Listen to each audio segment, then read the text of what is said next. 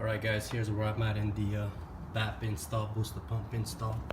I got my little fitting here that I bought so I don't have to drill my blower. See right there, it's got a boost connection. It's pretty easy to install. And then back here, I plugged in everything.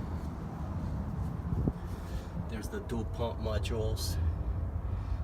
There's the plug-and-play harness. That's the stock, the white one. And there's two of them. And then the wires just plug into a connector, two connectors right there that connect to the booster pump. The only thing there's left to do is run this wire here all the way to the front of the car. You do it underneath. They're saying to zip tie it to the fuel pumps all the way on the bottom of the car.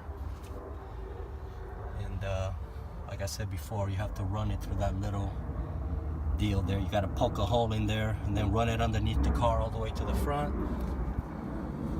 After that, you just hook up those wires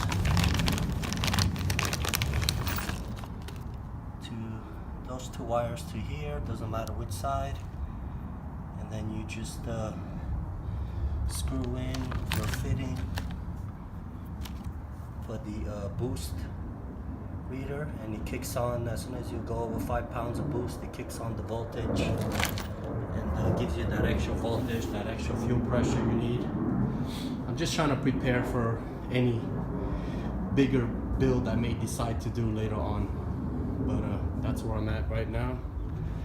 Stay tuned. I'll turn on the car once it's fully installed, make sure there's no hiccups, hopefully, and we'll keep you guys posted and updated.